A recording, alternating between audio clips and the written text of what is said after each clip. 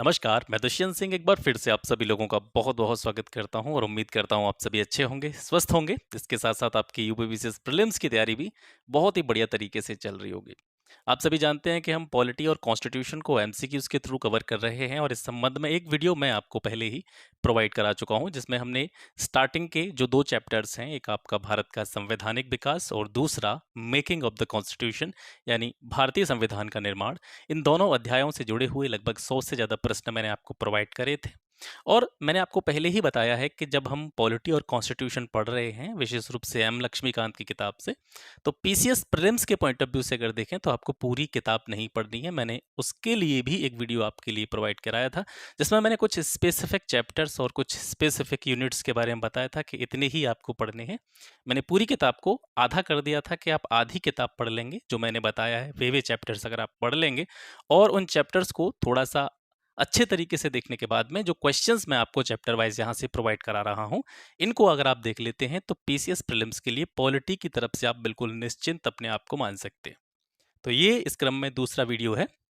2 chapters पहले ही हम cover कर चुके हैं। अगले 3 चैप्टर्स इस वीडियो में हम देखने वाले हैं, जिसमें से विशेष रूप से हम प्रश्न देखेंगे सिटीजनशिप से जुड़े हुए, नागरिकता से जुड़े हुए, आपकी प्रीएम्बल जो प्रस्तावना है उससे जुड़े हुए क्वेश्चन और इसके अलावा संघ और उसका राज्य क्षेत्र, इससे जुड़े हुए यानी 3 चैप्टर्स हैं। इन 3 चैप्टर्स के 100 से ज़्यादा एमसीक्यू इस वीडियो में आपको देखने को मिलेंगे। एक्सप्लेनेशन मैं इसलिए दूंगा नहीं यहाँ से, आपको पता है आपका समय भी महत्वपूर्ण है, मेरा भी समय महत्वपूर्ण है। आप भी तैयारी कर रहे हैं, मैं भी तैयारी कर रहा हूँ, कोई कोचिंग संस्थान में यहाँ से चला नहीं रहा हूँ। आपने चैप्टर पढ़ा है और चैप्टर की रीडिंग मार करके, और ये इस चीज़ में मैं एक चीज़ जोड़ना चाहूँगा कि आप इस वीडियो को तभी देखें तब आपने ये चैप्टर्स पहले से देख रखे हैं, और तब उन चैप्टर्स को देखने के बाद में इन क्वेश्चंस को आप देखेंगे या इनको थोड़ा-सा पढ़ेंगे, तो आपको ये फ़ील होगा कि आपके चैप्टर का पूरा रिवीजन यहाँ से हो चुका है। ठीक है? तो प्रस्तावना, संघ और राज्य क्षेत्र, इसके साथ-साथ आपकी सिटीजनशिप से जुड़े हुए ये 100 प्रश्न आप यहाँ से देख सकते हैं। तो इसी संबंध में पहला क्वेश्चन है आज का कि कल्याणकारी राज्य जो होता है, वेलफेयर स्टेट, ठीक है? इसका उद्देश्य क्या है? कल्याणकारी राज्य यानी वेलफेयर स्टेट अपने आप में शब्द ही अपनी व्याख्या दे सकता है कि कल्याणकारी राज्य का अर्थ है कि हमारी जितनी भी पॉपुलेशन है, हमारे जितने भी सिटीजन हैं इंडिया के, उनकी मैक्सिमम पॉपुलेशन का मैक्सिमम बेनिफिट हो, अधिकतम जनसंख्या का अधिकतम कल्याण सुनिश्चित हो सके, यही कल्याणकारी राज्य या वेलफेयर स्टेट का उद्देश्य होता है। एक चीज़ और आपके दिमाग में उठ रही होगी कि अगर मुझे उत्तर ही बताना है तो मैंने ऑप्शंस क्यों रखे हैं। देखिए, एक साइकोलॉजिकल इफेक्ट होता है। अब आपको ये लग रहा होगा कि मैं इस बात को खींच रहा हूँ, लेकिन समझिए, जो समझदार होगा, मैं हमेशा से कहता हूँ गंभीर विद्यार्थी, सीरियस कैंडिडेट होंगे तो वो इस चीज़ को समझेंगे कि हमारा दिमाग एक साइकोलॉजिकल ऑर्डर पर काम करता है कि जब भी हम कोई चीज़ देखते हैं, विशेष रूप से जब कोई ऑप्शनल चीज़ होती है, ऑब्जेक्टिव क्वेश्चंस हम सॉल्व करते हैं, तो एक साइकोलॉजी अगर आप समझेंगे, इस दिमाग का मनोविज्ञान समझेंगे, तो हमारा दिमाग सबसे पहले उसी ऑप्शन को पकड़ता है जिसको हमने पढ़ा होता है या जो सही होता है वास्तविक रूप में। तो ये 4 ऑप्शंस रखने का मतलब ये है कि 4 में से सिर्फ आपको एक देखना है और यही ट्रिक आपको फॉलो करनी है आपके प्रीलिम्स के एग्जाम में। याद रखिएगा, थोड़ी सावधानी से आप अगर देखेंगे और जो भी प्रश्न आपके सामने आ रहा है उसमें से सबसे पहले कौन सा ऑप्शन आपके दिमाग में स्टक किया था, उसी को आपको पकड़ लेना है। कोई ज़्यादा सोच विचार उसके बाद में नहीं करना है और उसी को लगा देना है। 99.99% केसेस में वो आंसर आपका सही होता है। ठीक है? आपका दिमाग उसी ऑप्शन की तरफ जाएगा सबसे पहले जो सही होगा या आपने कहीं से पढ़ा होगा। ठीक है? जो क्वेश्चन आपने कभी पढ़ा ही नहीं होगा, उस पर आपका दिमाग कभी जा ही नहीं सकता है। तो इसी वजह से मैंने ये 4 ऑप्शन रखे हैं, लेकिन 4 ऑप्शंस को मैं नहीं यहाँ पे नेगलेक्ट करने की कोशिश करूँगा। एक साइकोलॉजिकल वे में इस चीज़ को देखिए, ये मेरी पर्सनल ट्रिक है, आप अपनी देख सकते हैं। ठीक है? तो सही आंसर को ही हम यहाँ से पकड़ेंगे। कल्याणकारी राज्य मतलब अधिकतम जनसंख्या, अधिकतम पॉपुलेशन का अधिकतम कल्याण सुनिश्चित करना। सेकंड क्वेश्चन है संविधान की उद्देशिका प्रस्तावना को ही कहते हैं, प्रीएम्बल को ही कहते हैं। तो उद्देशिका के संबंध में कुछ कथन दे रखे हैं, इन पर विचार करना है और कूट की सहायता से इनका उत्तर देना है। पहला स्टेटमेंट है, पंडित नेहरू के द्वारा जो ऑब्जेक्टिव प्रस्ताव पेश किया गया था, अंततो गत्वा यानी अंत में जाकर के वही हमारी प्रियम्बल बना, वही हमारी उद्देशिका बना। दूसरा, इसकी प्रकृति न्याय योग्य नहीं है। तीसरा, इसमें कोई भी अमेंडमेंट नहीं किया जा सकता, संशोधन नहीं किया जा सकता। और चौथा है, संविधान के विशिष्ट प्रावधानों को यह रद्द नहीं कर सकता। तो अगर आपने ये चैप्टर पढ़ा होगा तो आपने यह पाया होगा जब आपने प्रस्तावना पढ़ी होगी या संविधान का निर्माण वाला चैप्टर पढ़ा होगा, तो आपने ये देखा होगा कि पंडित नेहरू के द्वारा जो उद्देश्य प्रस्ताव लाया गया था, हमारी जो प्रियम्बल है, प्रस्तावना है, उसी उद्देश्य प्रस्ताव की उपज है। उसी उद्देश्य प्रस्ताव से हमारी प्रस्तावना ली गई है। पहला जो है आपका स्टेटमेंट ये सही है। दूसरा है इसकी प्रकृति न्याय योग्य नहीं है, तो ये भी सही है। तीसरा, इसमें संशोधन नहीं किया जा सकता है, प्रियम्बल की बात हम कर रहे हैं, तो ये स्टेटमेंट जो है आपका गलत है, क्योंकि आपको पता है कि जो हमारी प्रियम्बल है, उस प्रियम्बल में अमेंडमेंट भी किए गए हैं। जैसे कि एग्जाम्पल के लिए आप देख सकते हैं 42वां जो संविधान संशोधन था, उसके द्वारा पंथ निरपेक्ष और जो समाजवादी शब्द जो है जोड़े गए थे 1976 में, 1976 में, तो संशोधन किया गया था। तो ये स्टेटमेंट अपने आप में ही गलत हो जाता है। ठीक है, संविधान के विशिष्ट प्रावधानों को यह रद्द नहीं कर सकता। प्रियम्बल के संबंध में ये बात हो रही है कि अगर संविधान में कोई विशेष प्रकार के प्रावधान है, किसी विशेष प्रकार के प्रोविजंस हैं, तो प्रस्तावना में अगर हम संशोधन कर रहे हैं तो वह संशोधन ये सोच करके किया जाना चाहिए कि वो संविधान के मूल ढांचे को कहीं पर भी क्षति तो नहीं पहुंचा रहा है। तो पहला, दूसरा और चौथा ये स्टेटमेंट जो है तीनों सही है, और तीसरा जो है ये गलत है। भारतीय गणतंत्र की 26 जनवरी 1950 को सही संवैधानिक वस्तु स्थिति क्या थी जब संविधान लागू किया गया था? तो ये 4 ऑप्शन आपको दिख रहे हैं, इसमें से आप ये चीज़ देखिए कि 26 जनवरी 1950 को हमारा संविधान लागू हुआ था, और संविधान लागू होने के टाइम पे जो प्रियम्बल में वर्ड दे रखे हैं, इन वर्ड से जुड़ा हुआ प्रश्न अक्सर करके परीक्षा में पूछा जाता है। तो वास्तविकता में इनमें से कौन सी लाइन भारतीय संविधान यानी मूल प्रस्तावना जो थी कॉन्स्टिट्यूशन की उसमें मौजूद थी?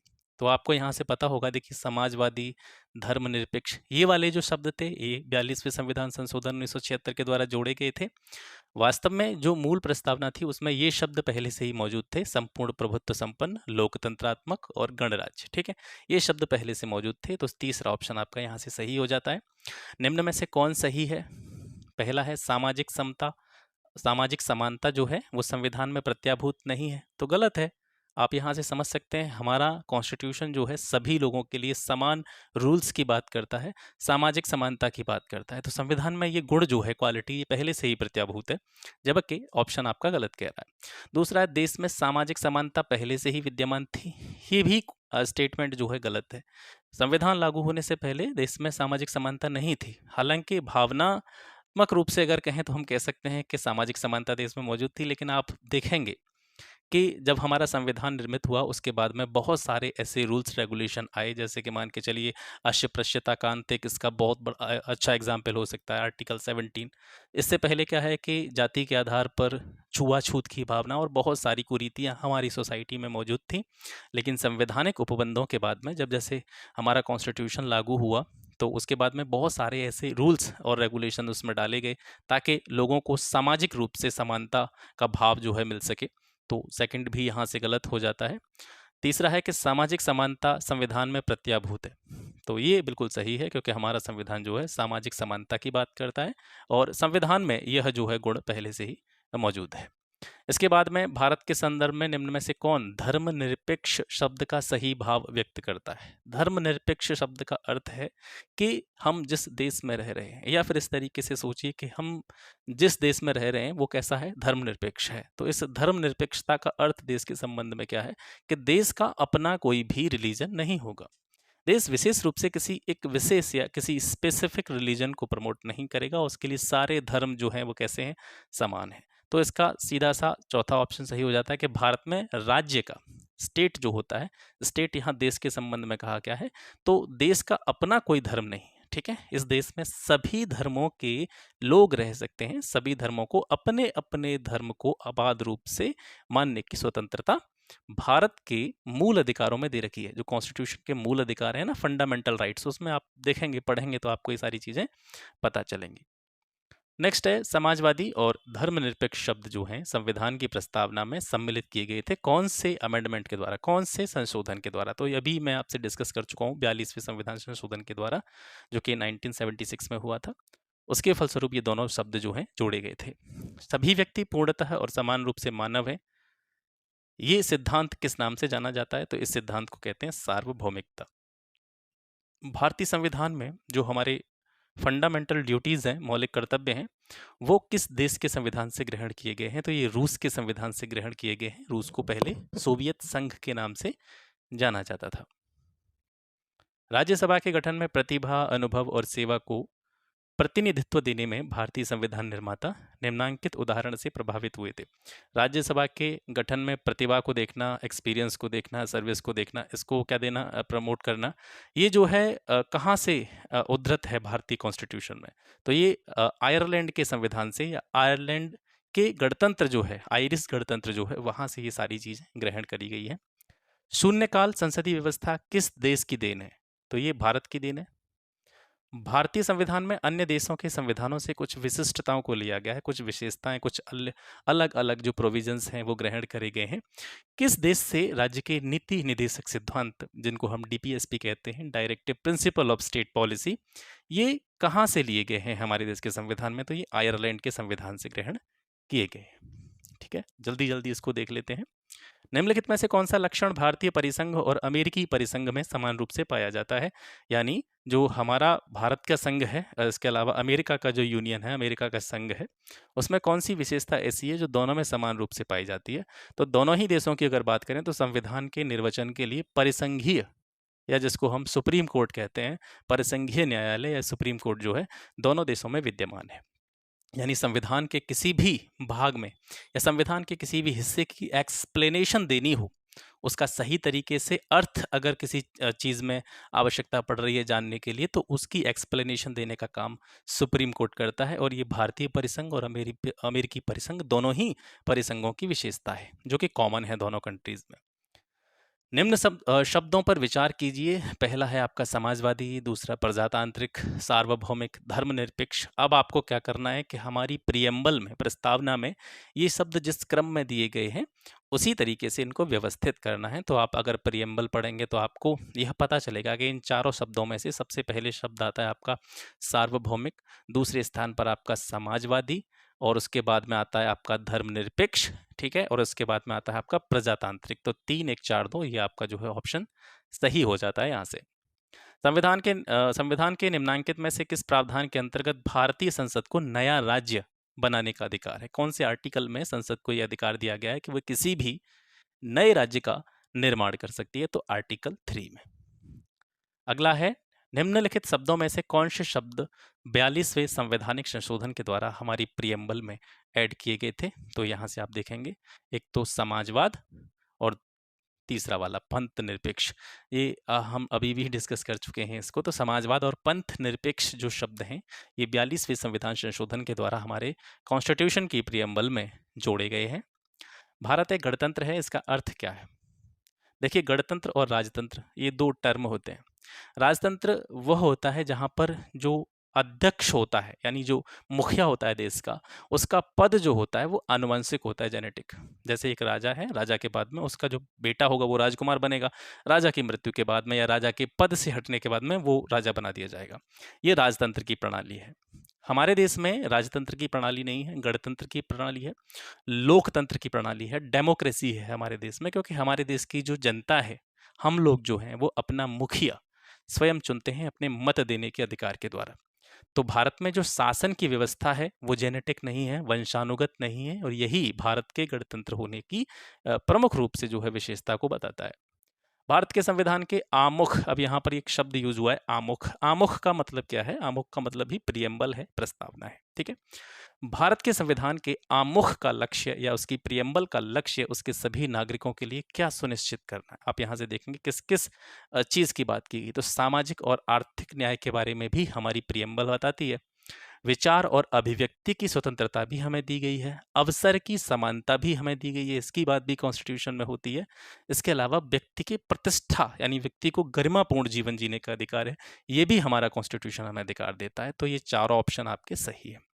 भारत में एक लौकिक सार्वभौमिकता है, क्योंकि संविधान की प्रस्तावना आरंभ होती है, संविधान की जो प्रस्तावना है, प्रियम्बल है, वो किन शब्दों से प्रारंभ होती है? यहाँ पर सभी लोगों को समान रूप से प्रतिनिधित्व दिया गया है, सभी लोगों को समान रूप के अधिकार दिए गए हैं, और इसी वजह से यह कहा जाता है कि जो हमारे देश का कॉन्स्टिट्यूशन है वो हम लोगों ने तैयार किया है। ठीक है, और इसी वजह से आपने देखा होगा कि जब भी प्रस्तावना स्टार्ट होती है तो प्रस्तावना के स्टार्टिंग के वर्ड्स आप अगर देखेंगे तो उसमें लिखा हुआ है कि हम भारत के लोग। ठीक है, हम भारत के लोग शब्दों से जो है हमारे देश की प्रस्तावना स्टार्ट होती है। संविधान की प्रस्तावना के बारे में कौन सा सही नहीं है ये देखेंगे। पहला है समाजवादी धर्मनिरपेक्ष शब्द जो हैं ये 1950 में लागू संविधान के अंग नहीं थे, तो ये सही है क्योंकि ये दोनों शब्द 42वें संविधान संशोधन के द्वारा बाद में जोड़े गए हैं 1976 में। ठीक है, अब बाकी के तो गलत हो ही जाते हैं कि उक्त शब्द 1977 में जोड़े गए, नहीं है भैया, 76 में जोड़े गए थे। 1985 भी गलत है। ठीक है, तो यहाँ से आप देख सकते हैं उक्त शब्द संविधान की प्रस्तावना के अंग नहीं है। ठीक है, भारतीय संघवाद को सहकारी संघवाद किसने कहा, ये कोटेशन है, ग्रेनवेल ऑस्टिन के द्वारा यह कथन कहा गया है, याद रखेंगे। निम्नांकित में से किस एक का कथन है कि संविधान को संरचनात्मकता के तंग ढांचे में नहीं ढाला गया है, तो ये कहा था डॉक्टर भीमराव अंबेडकर ने। भारत में राजनीतिक व्यवस्था के मूलभूत लक्षण क्या हैं, यह एक लोकतांत्रिक गणतंत्र है, अभी हम डिस्कस कर रहे थे। तो भारत कैसा है, लोकतंत्र है, डेमोक्रेसी है। इसमें संसदात्मक रूप की सरकार है, बिल्कुल सही है, संसदात्मक रूप की सरकार है, 2 सदन होते हैं संसद के। सर्वोच्च सत्ता भारत की जनता में निहित है। मेन पावर किसके पास है, किसी नेता के पास नहीं है, हमारे देश की जनता के पास है। हमारे जो भी नागरिक हैं, सिटीजन हैं भारत के, इंडिया के, उनके पास जो है मेन पावर हमारे गणतंत्र की है। वो कैसे कि वो जब चाहे तब किसी भी नेता को, किसी भी प्रधानमंत्री को उसके पद से मुक्त कर सकती है, उसके पद से हटा सकती है। ऐसे नहीं कि आज प्रधानमंत्री नियुक्त हुआ है कल ही जनता पहुंच जाए कि हटो पद से, ऐसे नहीं।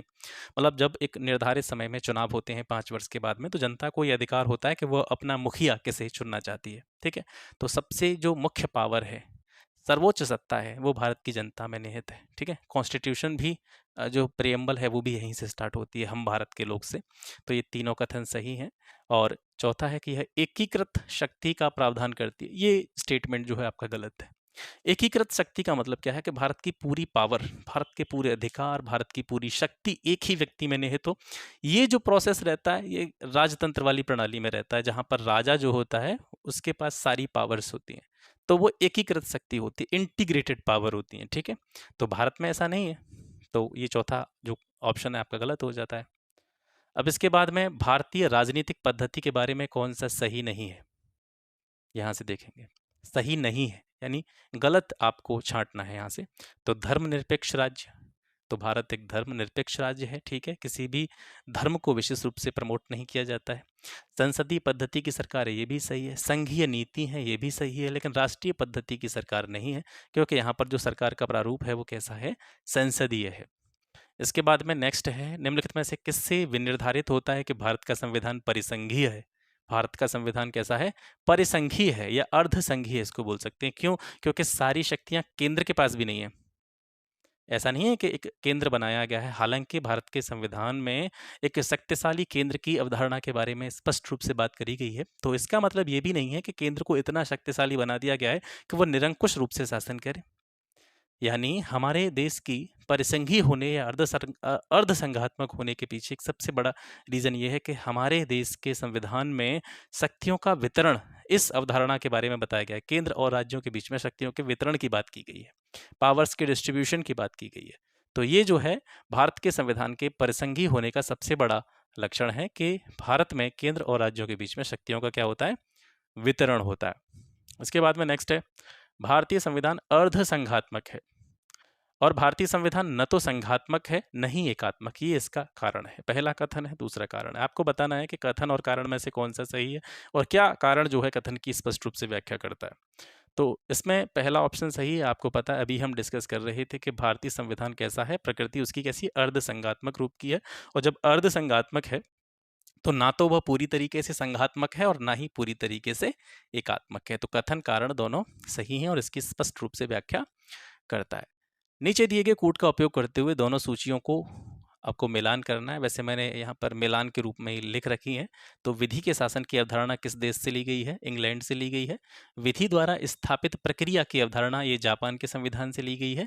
राष्ट्रपति के विचारार्थ राज्यपाल द्वारा विधेयक सुरक्षित रखना, यानी राज्यपाल को जो पावर होती है कि वो किसी भी विधेयक को सुरक्षित इसलिए रख सकता है ताकि वह बाद में राष्ट्रपति जो है उस पर विचार कर सके। तो ये जो अवधारणा है ये कनाडा के संविधान से ली गई है।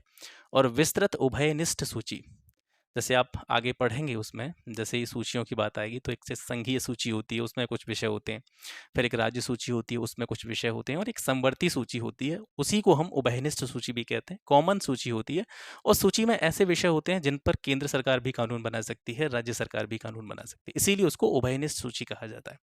तो विस्तृत उभयनिष्ठ सूची की अवधारणा जो है, या समवर्ती सूची की अवधारणा जो है, ये कहाँ से ली गई है? ऑस्ट्रेलिया के संविधान से ली गई है।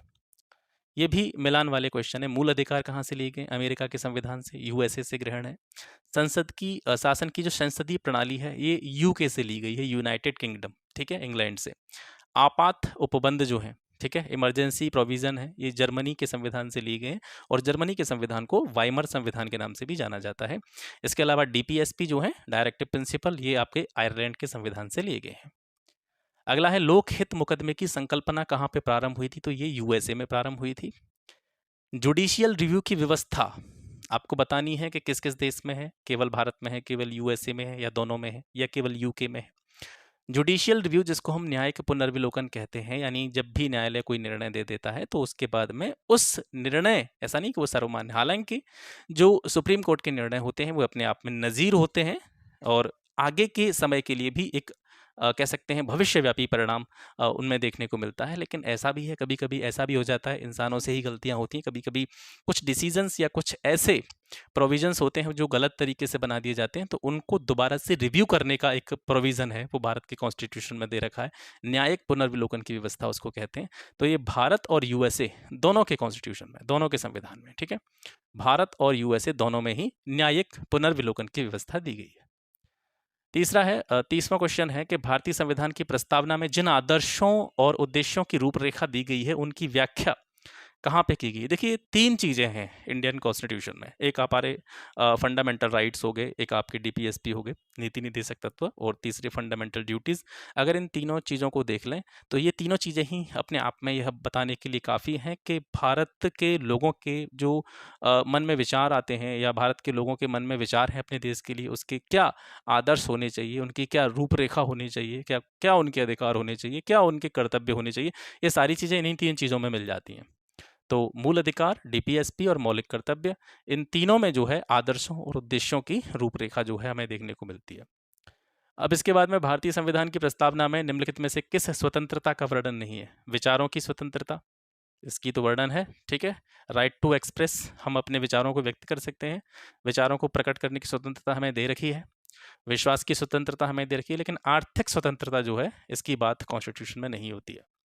अगला प्रश्न है, 26 नवंबर 1949 को जब हमारे देश का संविधान स्वीकृत किया गया था, अंगीकृत किया गया था, तो उस समय पर संविधान की जो प्रियम्बल है, प्रस्तावना है, उसमें कौन से शब्द सम्मिलित नहीं थे? उसको देखेंगे आप। तो समाजवादी, पंथ निरपेक्ष और अखंडता, ये जो शब्द हैं ये बाद में जोड़े गए हैं। गणराज्य शब्द जो है पहले से मौजूद था। संविधान में दिया गया आमुख या जो प्रस्तावना होता है, ये न्यायालय में लागू नहीं होता है। बिल्कुल सही है, पहले ही क्वेश्चन में सबसे पहले हमने देखा था। महत्वपूर्ण है, उसकी उपयोगिता है। हाँ, ज़ाहिर-सी बात है कि प्रीएम्बल महत्वपूर्ण क्यों नहीं होगी?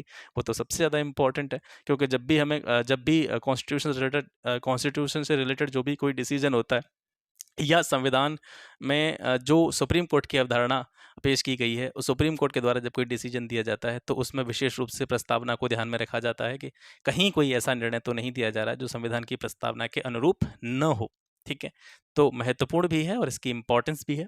शासन करने के उद्देश्यों को उल्लिखित करता है, यानी संविधान में लोगों के जिन अधिकारों की बात की गई है, या प्रस्तावना में जिन स्वतंत्रताओं की बात की गई है, वो कहीं न कहीं उनको, यानी जब भी कोई व्यक्ति शासन कर रहा होता है, या जब भी कोई सरकार सत्ता में होती है, तो वो जो भी नियम बनाती है, तो विशेष रूप से यह देखने का उनका कर्तव्य होता है कि हम जो भी नियम बना रहे हैं, हम जो भी कानून बना रहे हैं, हम जब कोई भी ऐसा फैसला ले रहे हैं, तो शासन करने के जो उद्देश्य हैं हमारे, वो उसके अनुरूप हैं कि नहीं, प्रस्तावना के अनुरूप हैं कि नहीं।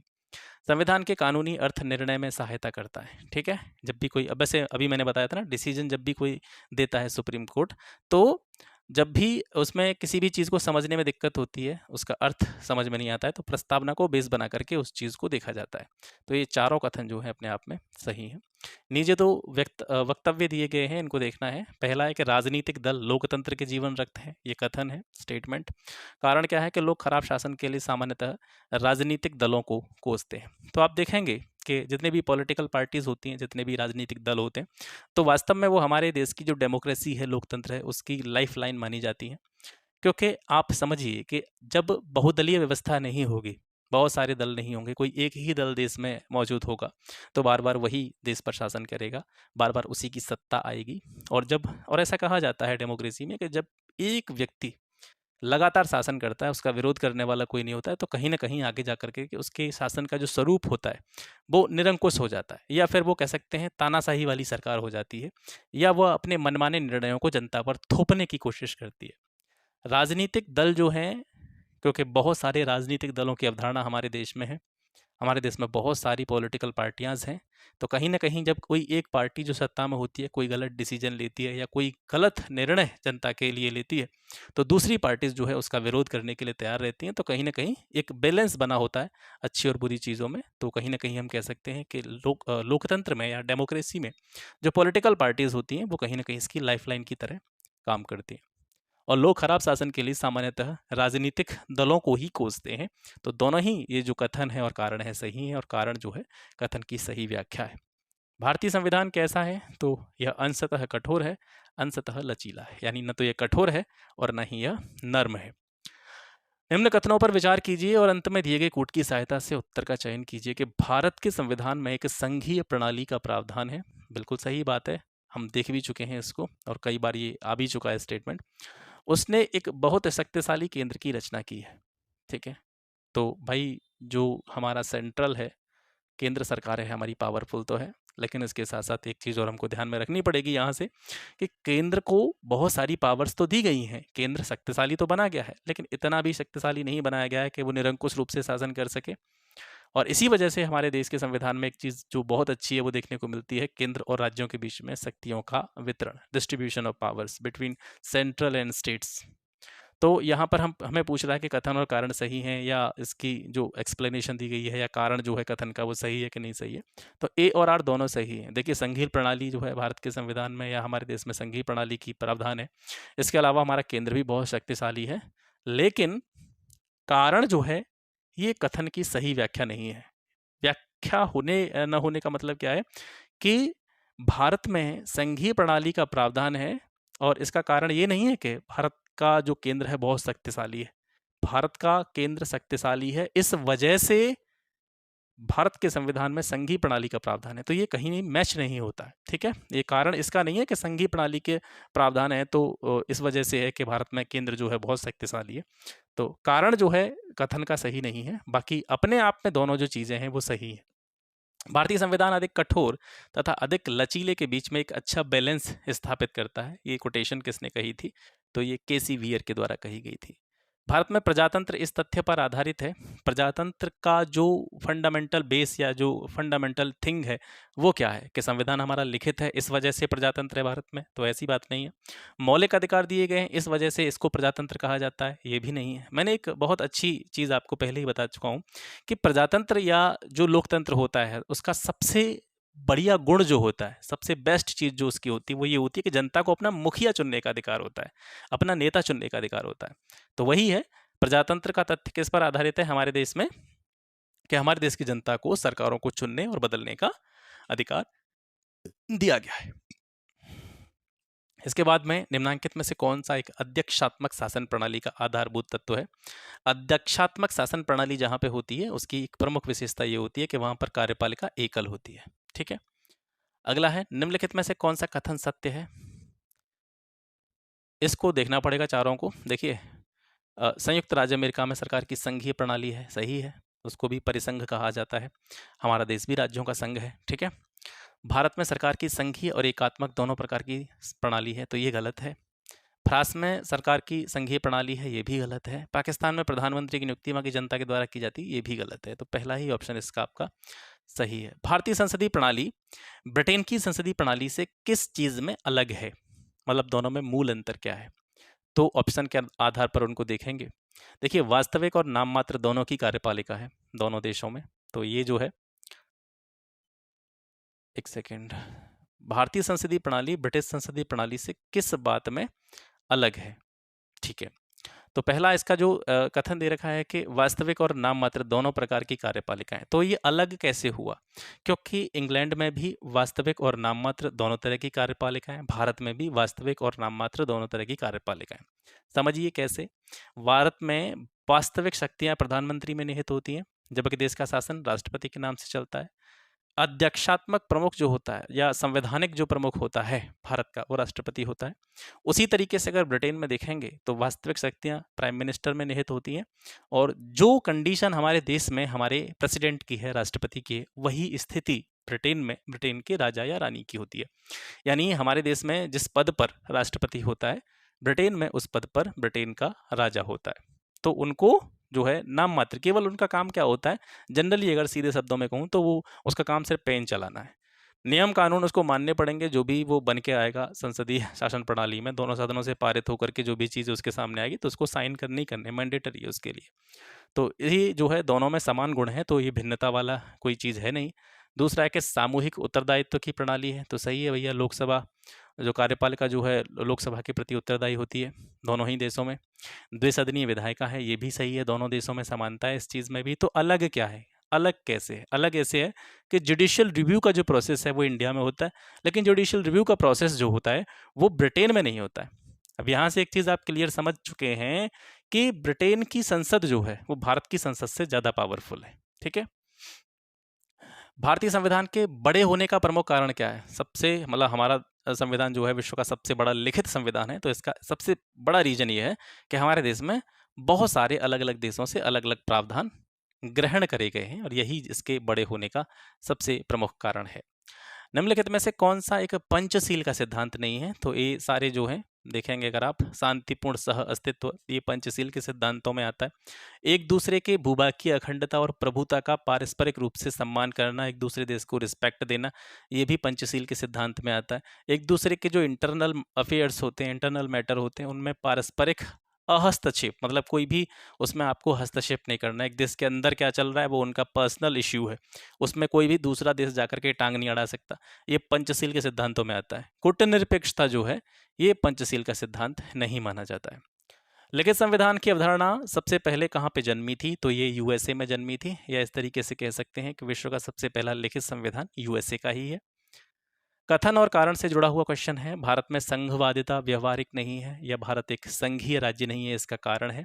तो ए सही है क्योंकि संघवादिता व्यवहारिक नहीं है, लेकिन कारण जो है इसका गलत है। संवैधानिक अधिकार का अर्थ क्या है? सबसे पहले तो संवैधानिक शब्द को समझिए। संवैधानिक का मतलब क्या है? ऐसी चीज जो संविधान में नहीं हो, संविधान से इतर हो, संविधान से अलग हो, या इन शॉर्ट हम कह सकते हैं कि कोई भी ऐसी बात जिसका जिक्र भारत के कॉन्स्टिट्यूशन में नहीं किया गया हो, वो संवैधानिक कहेगी। यानी अधिकारों की बात की जा रही है, संवैधानिक अधिकारों की बात की जा रही है, तो ऐसे अधिकार जिनके बारे में कॉन्स्टिट्यूशन में कोई भी प्रोविजन नहीं दे रखा है। तो यहां से अब ऑप्शन आप समझ गए होंगे क्या है, वह शक्ति जो संविधान सम्मत नहीं है। ठीक है। हमने ब्रिटिश मॉडल पर आधारित संसदीय लोकतंत्र को अपनाया है, लेकिन हमारा मॉडल उस मॉडल से किस प्रकार अलग है?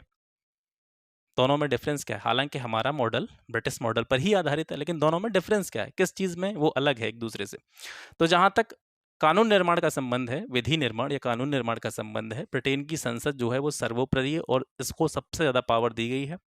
किंतु भारत में संसद की विधि निर्माण की शक्ति परिसीमित है, यानी संसद अगर कोई उपबंध बना भी देती है तो उसको न्यायालय में चुनौती भी दी जा सकती है। ठीक है। भारत में संसद के किसी अधिनियम के संशोधन की संवैधानिकता से संबंधित मामले उच्चतम न्यायालय द्वारा संविधान पीठ को भेजे जाते हैं। यानी अगर संसद ने कोई ऐसा उपबंध कर दिया, संसद ने कोई ऐसा कानून बना दिया, लेकिन अगर उसकी संवैधानिकता पर कोई प्रश्न चिन्ह लग रहा है कि ये चीज़ वास्तविकता में हित में नहीं है, या लोगों को कह सकते हैं आपको प्रभावित कर सकती है, या लोगों को इससे नुकसान हो सकता है, तो वो चीज़ न्यायालय की तरफ वहाँ से उसको भेजा जा सकता है। ठीक है। तो दोनों ही कारण ऐसे हैं जो कि एक दूसरे से अलग हैं, जो कि जैसे कि भारत का जो संसदीय मॉडल है और ब्रिटेन का संसदीय मॉडल है, हालांकि दोनों जो मॉडल हैं वो एक जैसे हैं, लेकिन कुछ कारण ऐसे भी हैं जो एक दूसरे को दोनों से अलग करते हैं। भारत के संदर्भ में निम्नलिखित कथनों पर विचार कीजिए। भारत में केवल एक ही नागरिकता है और एक ही अधिवास है।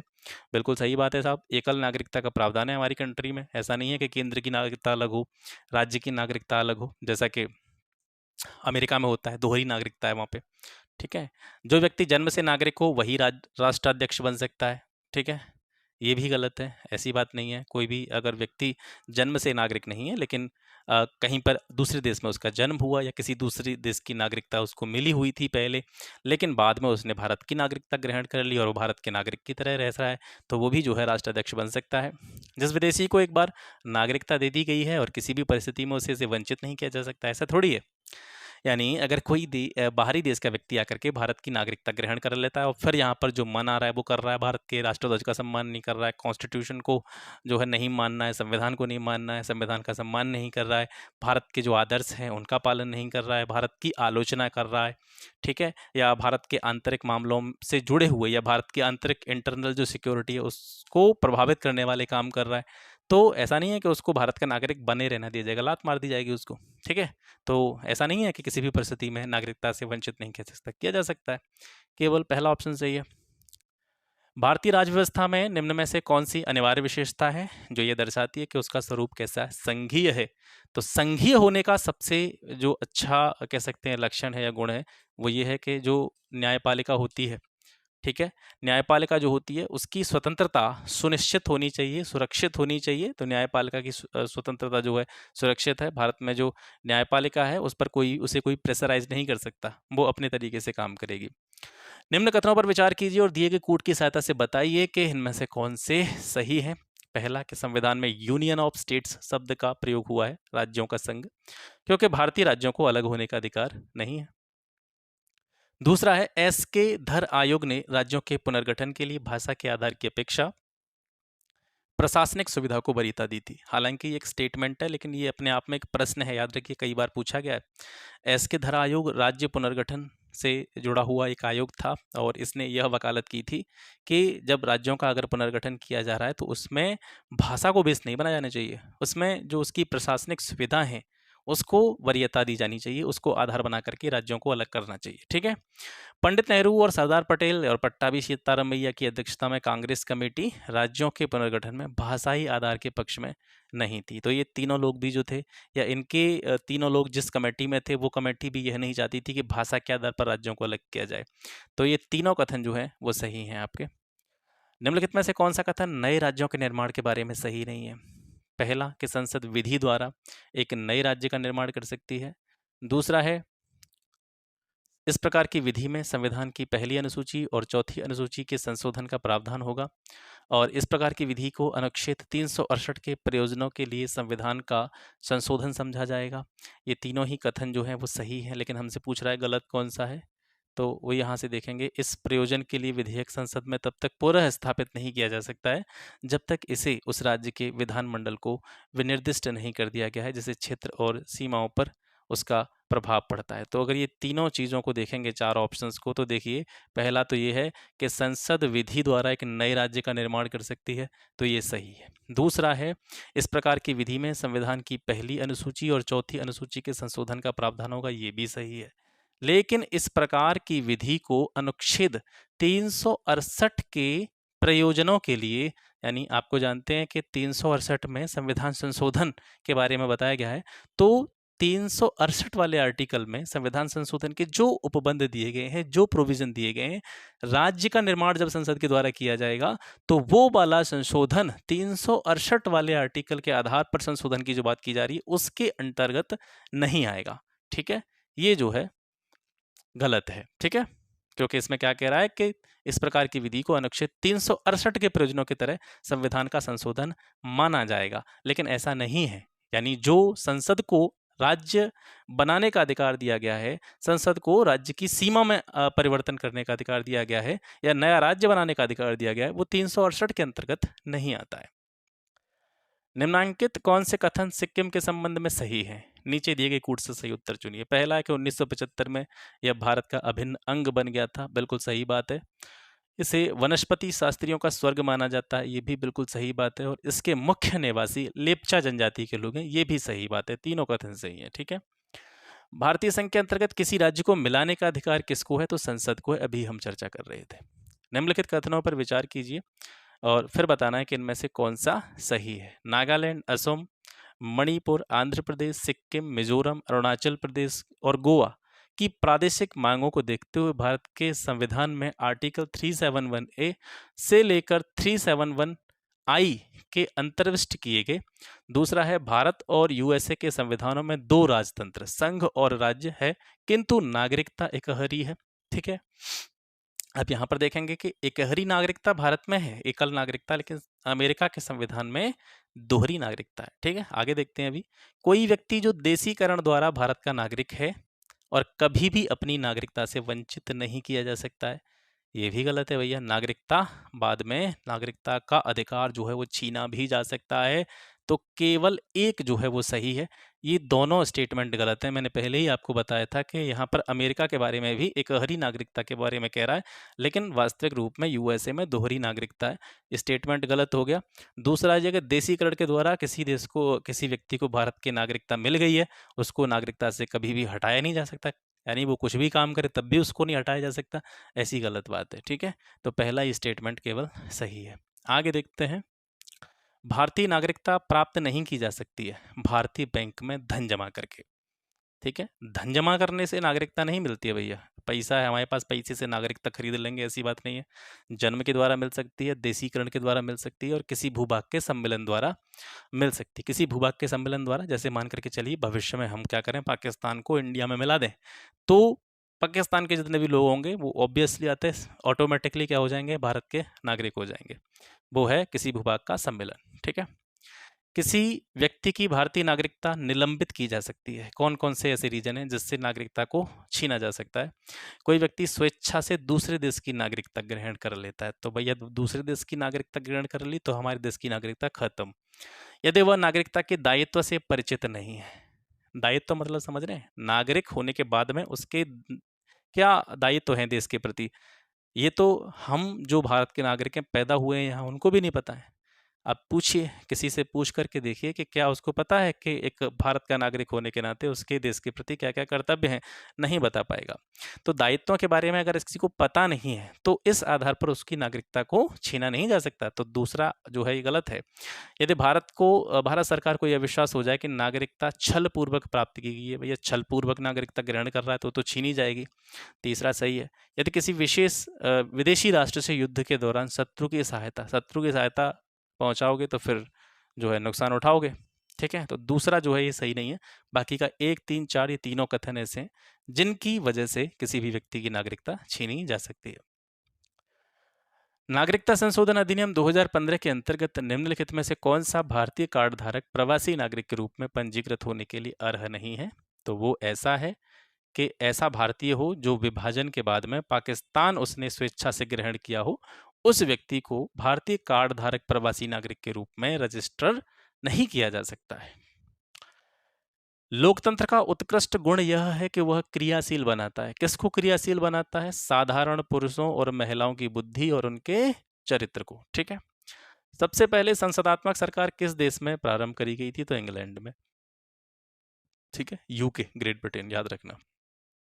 भारत के संविधान के किस भाग में हम नागरिकता से संबंधित प्रावधानों को पाते हैं? सिटीजनशिप के जो प्रोविजंस हैं वो किस भाग में दिए गए? भाग 2। भाग 2 नागरिकता से संबंधित है भैया, याद रखना।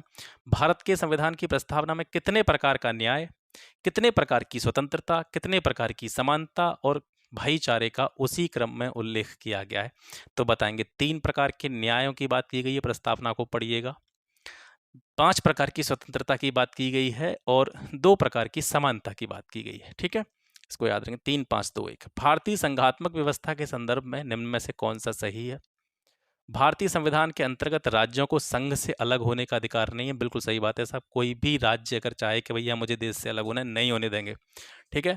अलग होने की मात्र वकालत करने पर अभिव्यक्ति की स्वतंत्रता की सुरक्षा मिलेगी, ये जो है गलत है, ठीक है। अगर कोई कह रहा है कि भैया हमें अलग होना है और फिर उसको जब रोका जा रहा है कि आप अलग नहीं हो सकते, फिर वो ये जो है दलील दे रहा है कि हमें अभिव्यक्ति की स्वतंत्रता मिली हुई है पहले से, राइट टू एक्सप्रेस है, हम अपने विचारों को अभिव्यक्त कर सकते हैं, नहीं करने दिया जाएगा आपको, ठीक है। निम्नलिखित कथनों में कौन सा एक गलत है? गोवा को 1987 में पूर्ण राज्य का दर्जा प्राप्त हुआ। दूसरा, दीव जो है वो खंबात की खाड़ी में एक टापू है। तीसरा, दमन और दीव को भारतीय संविधान को 56वें संशोधन द्वारा गोवा से अलग किया गया। और दादरा और नगर हवेली 1954 तक फ्रांसीसी औपनिवेशिक शासन के अंतर्गत थे। ये जो है चौथा स्टेटमेंट इसका गलत है, ठीक है। भारत में दल विहीन प्रजातंत्र किसने प्रस्तावित किया? तो ये जयप्रकाश नारायण जो है दल विहीन प्रजातंत्र के लिए जाने जाते हैं, इसको याद रखेंगे। भारत में संघीय व्यवस्था से संबंधित निम्न कथनों में से कौन सा सही है? पहला है कि संविधान शासन की मूल संरचना के लिए एक संघीय व्यवस्था की प्रस्तावना करता है। ये तो कितनी बार आ चुका है, संघीय व्यवस्था की प्रस्तावना करता है, ठीक है। एकात्मक झुकाव का उसमें सशक्त मिश्रण है, ये भी सही है। दोनों संघ और राज्य विधायिकाएं प्रभुता संपन्न है, ये गलत है। संघीय जो विधायिका है वो प्रभुता संपन्न है, लेकिन राज्य की विधायिकाएं जो हैं उनको उतनी सॉवरेंटी नहीं दी गई है, उतनी संप्रभुता नहीं दी गई है जितनी केंद्र सरकार को दी गई है। यानी कोई भी राज्य अपने मनमाने तरीके से कोई भी काम नहीं कर सकता, ठीक है। चौथा भी गलत है, तो पहला और दूसरा सही है। इसके बाद में विधि और स्वाधीनता के बीच में सबसे उपयुक्त उपबंध को निम्नलिखित में से कौन प्रतिबिंबित करता है? पहला है कि यदि विधियां अधिक होती हैं तो स्वाधीनता कम होती है, गलत है। विधियां का मतलब समझ रहे हैं, कानून, कानून जितने ज़्यादा होंगे तो व्यक्ति की स्वतंत्रता उतनी कम हो जाएगी। देखिए ये बात तो कहीं पे भी लागू नहीं हो रही है। यदि विधि नहीं है तो स्वाधीनता भी नहीं है। ये कहीं ना कहीं सत्य बात है कि अगर कानून नहीं होगा जब किसी भी चीज़ की, तो लोगों का शोषण होना स्टार्ट हो जाएगा, लोगों की स्वतंत्रता को छीन लिया जाएगा। यदि स्वाधीनता है यानी अगर स्वतंत्रता है तो विधि निर्माण जनता को करना होगा, ठीक है, ये भी कोई जरूरी चीज़ नहीं है। यदि विधि परिवर्तन बार बार होता है, कानून के नियमों में परिवर्तन बार बार होता है, तो वह स्वाधीनता के लिए खतरा है, ऐसा भी नहीं है भाई। कोई भी नियम जो है बाद में कुछ ऐसी स्थितियां बन सकती हैं कि उसमें परिवर्तन की आवश्यकता पड़ जाए, ठीक है। तो विधियों में परिवर्तन होना स्वाधीनता को खतरा नहीं माना जा सकता है। निम्नलिखित कथनों में से कौन सा सही है? भारतीय संविधान अध्यक्षात्मक है, भारत का नाम मात्र का राजतंत्र है, भारत एक कुलीन तंत्र है, डी है भारत एक संसदात्मक प्रजातंत्र है, ये सही है। भारतीय राजनीतिक व्यवस्था में इनमें से कौन सर्वोच्च है? तो हमारा संविधान जो है सबसे ऊपर रखा गया है। किसने भारतीय संविधान की प्रस्तावना को हमारे संप्रभु प्रजातांत्रिक गणतंत्र की जन्म कुंडली कहा है? तो के.एम. मुंशी ने कहा है। निम्न कथनों पर विचार कीजिए। भारत का संविधान अपने मूल ढांचे को संघवाद, पंथनिरपेक्षता, मूल अधिकारों और लोकतंत्र के रूप में परिभाषित करता है। दूसरा है, भारत का संविधान नागरिकों की स्वतंत्रता तथा उन आदर्शों जिन पर संविधान आधारित है उनकी सुरक्षा के लिए न्यायिक पुनर्विलोकन की व्यवस्था करता है। तो सेकंड ऑप्शन जो है इसका सही है, ठीक है। न्यायिक पुनर्विलोकन की व्यवस्था जो है भारतीय संविधान में दी गई है। निम्नलिखित में से कौन सा संविधान के अनुच्छेद 3 के तहत संसद के एक कानून द्वारा संभव नहीं है? नए राज्यों का प्रवेश, ठीक है। बाकी आर्टिकल जो 3 है वो नए राज्यों का गठन कर सकता है, राज्यों की सीमा में परिवर्तन कर सकता है, राज्यों के क्षेत्रों में भी परिवर्तन कर सकता है, लेकिन नए राज्यों का प्रवेश नहीं कर सकता, ठीक है। भारत के संविधान की उद्देशिका यानी प्रस्तावना जो है संविधान का भाग है किंतु विधिक प्रभाव नहीं रखती, गलत है भैया, इसका विधिक प्रभाव है। कानून निर्माण में जो है संविधान की उद्देशिका को ध्यान में रखा जाता है, संविधान का भाग नहीं है, ये तो बिल्कुल ही गलत हो गया। संविधान का भाग है और वैसा ही विधिक प्रभाव रखती है जैसा कि उसका कोई अन्य भाग, तो ये भी गलत है भाई। हर चीज़ का अपना अपना अलग इम्पोर्टेंस है, ऐसा नहीं कि प्रस्तावना की इम्पोर्टेंस हर भाग के बराबर है या सभी भागों की इम्पोर्टेंस समान है, ऐसा भी नहीं है। संविधान का भाग है किंतु उसके अन्य भागों से स्वतंत्र होकर उसका कोई विधिक प्रभाव नहीं है। अगर कॉन्स्टिट्यूशन के अलग भागों से या जितने भी उसके अलग अलग पार्ट हैं उनसे अगर प्रस्तावना को अलग कर दे तो स्वतंत्र रूप में उसका कोई भी अपना कोई औचित्य नहीं बचता है। नागरिकता संशोधन कानून कब पारित हुआ? 11 दिसंबर 2019, ठीक है। भारतीय संविधान के अनुच्छेद 371 के अंतर्गत देश के किस क्षेत्र को विशेष स्थिति प्रदान की गई है? तो 371 ये किससे रिलेटेड है? हैदराबाद और कर्नाटक से। भारतीय संविधान के कौन से अनुच्छेद नागरिकता से संबंधित है? तो आर्टिकल नंबर 5 से लेकर के 11 तक नागरिकता के प्रावधानों के बारे में बताया गया है। नीचे दो कथन दिए गए हैं जिनमें से एक कथन को ए दूसरे को कारण आर माना गया है। कथन है कि भारतीय राजनीतिक व्यवस्था की प्रकृति में निरंतरता और परिवर्तन के तत्व मूर्त रूप में पाए जाते हैं। ठीक है, तो निरंतरता और परिवर्तन के तत्व यहाँ पर मौजूद हैं। भारतीय राजनीतिक व्यवस्था में निम्न राजनीतिक कार्यशैलियों जैसे आधुनिक शैली, परंपरागत शैली, संत शैली के तत्व समाहित हैं। ये भी सही है। ठीक है, दोनों ही सही हैं। भारत में निम्नलिखित राज्यों के बनने के सही कालक्रम की पहचान कीजिए और उनको फिर क्रम में लगाइए। आंध्र प्रदेश, हिमाचल प्रदेश, हरियाणा, सिक्किम, इसमें से सबसे पहले कौन बना था? तो सबसे पहले इनमें से बना था आंध्र प्रदेश, फिर बना था हरियाणा, फिर बना था हिमाचल प्रदेश, फिर बना था सिक्किम। 1 3 2 4। भारत के संविधान के उद्देश्यों में से एक के रूप में आर्थिक न्याय का किसमें उपबंध किया गया है? तो हमारे देश की जो संविधान की प्रस्तावना है उसमें इसके अलावा राज्य के नीति निर्देशक तत्वों में आर्थिक न्याय की बात की गई है। आर्थिक स्वतंत्रता की बात नहीं की गई है, आर्थिक न्याय की बात की गई। ध्यान रखिएगा, कभी कभी कन्फ्यूजन हो जाती है कि क्या संविधान में निम्न में से ये स्वतंत्रताएं दी गई हैं, तो उसमें एक लाइन जोड़ दी और आपसे पूछ लिया आर्थिक स्वतंत्रता के बारे में। तो आर्थिक स्वतंत्रता की बात नहीं करी गई है, आर्थिक न्याय की बात की गई है। भारत के संदर्भ में संसदीय शासन प्रणाली में निम्नलिखित में से कौन सिद्धांत संस्थागत रूप में निहित हैं? ठीक है, उनको देखिए कि मंत्रिमंडल के सदस्य संसद के सदस्य होते हैं। सही बात है। जब तक मंत्रियों को संसद का विश्वास प्राप्त रहता है तब तक ही वे अपने पद पर बने रहते हैं। ये भी सही बात है। तीसरा है, राज्य का अध्यक्ष ही मंत्रिमंडल का अध्यक्ष होता है, ये जरूरी नहीं है। ठीक है, तो पहला दूसरा सही है। निम्न में से कौन सा सही है? अध्यक्षात्मक शासन प्रणाली की विशेषता क्या है? तो ये तीनों ही ऊपर वाले कथन हैं, सही हैं। अध्यक्षात्मक शासन प्रणाली की विशेषता के बारे में पूछ रहा है। कार्यकारिणी का प्रमुख राष्ट्रपति होगा। ठीक है, कार्यकारी प्रमुख। और राष्ट्रपति अपने मंत्री परिषद का चयन स्वयं करता है। ठीक है, राष्ट्रपति व्यवस्थापिका को भंग नहीं कर सकता। ये तीनों चीज जो है अध्यक्षात्मक शासन प्रणाली की विशेषता है। निम्नलिखित कथनों पर विचार कीजिए। संवैधानिक सरकार कौन सी सरकार होती है? पहला, जो राज्य की सत्ता के हित में व्यक्ति की स्वतंत्रता पर प्रभावकारी प्रतिबंध लगाती है। गलत कथन है। राज्य के हित में व्यक्तियों की स्वतंत्रता पर प्रतिबंध नहीं लिया जा सकता, लेकिन व्यक्तियों के हित में, व्यक्तियों की स्वतंत्रता के हित में राज्य की प्रभावकारी शक्ति पर प्रतिबंध लगाया जा सकता है। ये संवैधानिक सरकार का गुण है। सेकंड ऑप्शन जो है इसका सही है। कौन से निम्नलिखित में से कौन एक नए राज्यों के निर्माण के लिए संवैधानिक उपबंध नहीं है?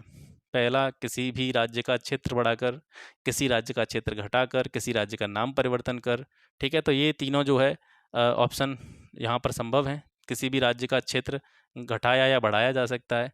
किसी भी राज्य का नाम परिवर्तन करने का अधिकार भी संसद को है, लेकिन एक राज्य संघ राज्य क्षेत्र शामिल करेगा। मतलब समझ रहे हैं, कोई भी स्टेट जो है वो दूसरे स्टेट को अपने में शामिल कर ले बिना केंद्र की अनुमति के, तो ऐसा नहीं होगा। ठीक है, चौथा ऑप्शन गलत है। राज्य पुनर्गठन आयोग ने 1 नवंबर 1956 को कितने राज्य और कितने संघ बनाए थे? तो 1956 को राज्य पुनर्गठन आयोग के फलस्वरूप 14 राज्य और 6 केंद्र शासित प्रदेश अस्तित्व में आए थे। भारत में संघ राज्यों का प्रशासन राष्ट्रपति के द्वारा होता है, याद रखिएगा। सूची 1 सूची 2 को सम्मिलित कीजिए। इन राज्यों के भारतीय राज्य बनने का जो समय है वो क्या है? नागालैंड 1962 में पूर्ण राज्य का दर्जा मिला था इसको। ठीक है, झारखंड को 2000 में, तेलंगाना को 2014 में और सिक्किम को 1975 में। ठीक है, नीचे दिए गए राज्यों को भारत संघ के संपूर्ण राज्य का दर्जा प्राप्त होने का सही कालानुक्रम कौन सा है? तो नागालैंड, हरियाणा, सिक्किम, अरुणाचल प्रदेश, ये सही क्रम है। सबसे पहले नागालैंड बना था इनमें से, फिर हरियाणा, सिक्किम और सिक्किम के बाद में अरुणाचल प्रदेश। भारत की संप्रभुता के संबंध में निम्नलिखित में से कौन से कथन सही है कि भारत राष्ट्रमंडल का सदस्य है? सही बात है भैया। कॉमनवेल्थ का एक मेंबर है इंडिया। राष्ट्रमंडल की सदस्यता के कारण भारत की संप्रभुता कम हो जाती है। भारत की जो पावर है अपने आप में डिसीजन लेने की, वो कम हो जाती है अगर भारत राष्ट्रमंडल का सदस्य बन जाता है। तो ये तो भाई बात गलत है। ठीक है, भारत की निर्णय लेने की शक्ति या भारत के अपने मामलों में आत्मनिर्भर बनने की शक्ति पर राष्ट्रमंडल की सदस्यता होने से कोई भी प्रभाव नहीं पड़ता है। दूसरा ऑप्शन आपका गलत है। निम्नलिखित में से किनको विधि के शासन के प्रमुख लक्षणों के रूप में माना जाएगा? देखिए यहाँ से, शक्तियों का परिसीमन। विधि का अगर शासन है तो वो शक्तियों को कंट्रोल कर सकता है। विधि के समक्ष समता, कानून के सामने सभी लोग समान हैं। सरकार के प्रति जन उत्तरदायित्व, मतलब लोग उत्तरदायी हैं गवर्नमेंट के प्रति, ऐसा नहीं होता है, गवर्नमेंट उत्तरदायी होती है लोगों के प्रति। तीसरा गलत है। स्वतंत्रता और नागरिक अधिकार, ये भी जो है विधि के शासन के अंतर्गत आता है। 1 2 4 सही है। भाषाई आधार पर भारत में सबसे पहले किस राज्य का गठन किया गया या निर्माण किया गया? तो भाषाई आधार पर सबसे पहले ये गलत है। यहाँ पर जो है आंध्र प्रदेश जो है भाषाई आधार पर गठित होने वाला पहला राज्य था, थोड़ा गलत ऑप्शन लग गया है, ठीक है। सिक्किम भारत का एक सह राज्य या एसोसिएट स्टेट कब बनाया गया था या किस संशोधन के अंतर्गत बनाया गया था सिक्किम को? तो सिक्किम को 35वें संविधान संशोधन के अंतर्गत भारत का एक एसोसिएट स्टेट बनाया गया था। लोकसभा में संघीय क्षेत्रों के लिए कितनी सीटें आरक्षित रखी गई हैं? तो संघ राज्य क्षेत्रों के लिए 20 सीटें लोकसभा में आरक्षित रखी गई हैं। गणतंत्री अवधारणा से संबंधित निम्नांकित में से कौन सा एक कथन सही नहीं है? पहला, राज्य जिसमें जनता सर्वोच्च हो, तो भैया जनता सर्वोच्च होती है हमारे यहाँ, सही है। सर्वोच्च शक्ति निर्वाचित प्रधान में निहित हो, ठीक है। और सर्वोच्च शक्ति एक राजा के समान ही एक व्यक्ति में निहित हो, ये हमारे यहाँ नहीं होता है, क्योंकि हमारे यहाँ राजतंत्र नहीं है। राजतंत्र होगा तभी तो राजा में शक्ति निहित होगी, हमारे यहाँ गणतंत्र है, ठीक है। तो ये गलत है। इसके बाद में किसने कहा था भारत एक अर्ध संघात्मक राज्य है? तो केसी वीर ने कहा था। भारत में राजनीतिक सत्ता का प्रमुख स्रोत कौन है? जनता, भारत की जनता। संसदात्मक शासन व्यवस्था में क्या होता है? संसदात्मक शासन व्यवस्था में विधायिका का कार्यपालिका पर क्या होता है? नियंत्रण होता है। निम्न कथनों पर विचार कीजिए। भारत एक लोकतांत्रिक राज्य व्यवस्था है, सही बात है साहब। भारत एक प्रभुत्व संपन्न राज्य है, अपने निर्णयों में आत्मनिर्भर है, किसी दूसरे देश पर निर्भर नहीं, सही बात है। भारत में लोकतांत्रिक समाज है, बिल्कुल सही बात है। और भारत एक कल्याणकारी राज्य है, सभी के कल्याण की बात करता है, तो ये भी सही है, चारों कथन सही हैं। निम्नलिखित भारतीय राज्यों का उनके निर्माण के अनुसार कालक्रम बनाएं और अंत में दिए गए कूट का प्रयोग करते हुए सही उत्तर चुनें।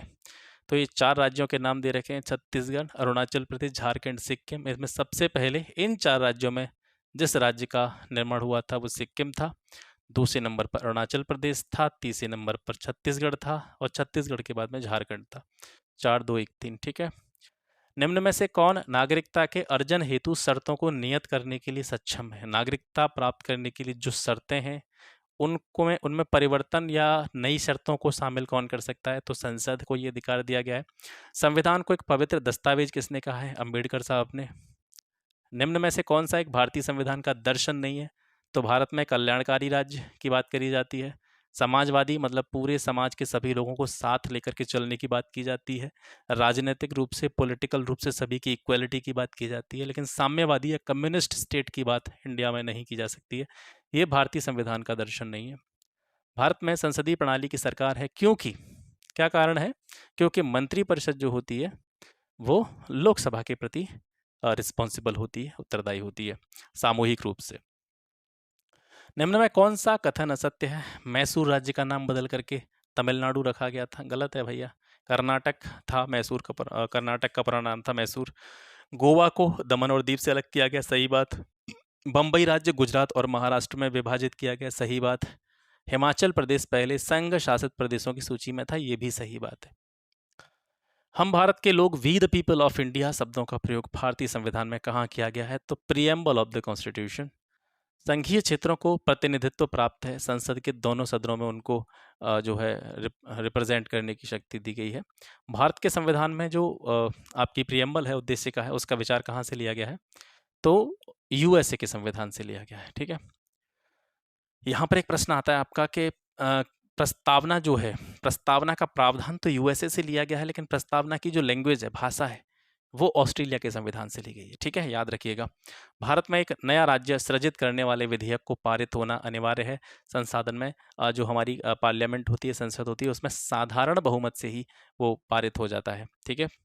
निम्नलिखित विवादों में किसमें सर्वोच्च न्यायालय ने प्रस्तावना को भारतीय संविधान की मौलिक संरचना का भाग स्वीकार किया था? तो ये बहुत ही फेमस केस है, केशवानंद भारती वाद, 1973, याद रखेंगे। छत्तीसगढ़ राज्य कब स्वरूप में आया था? 1 नवंबर 2000 को।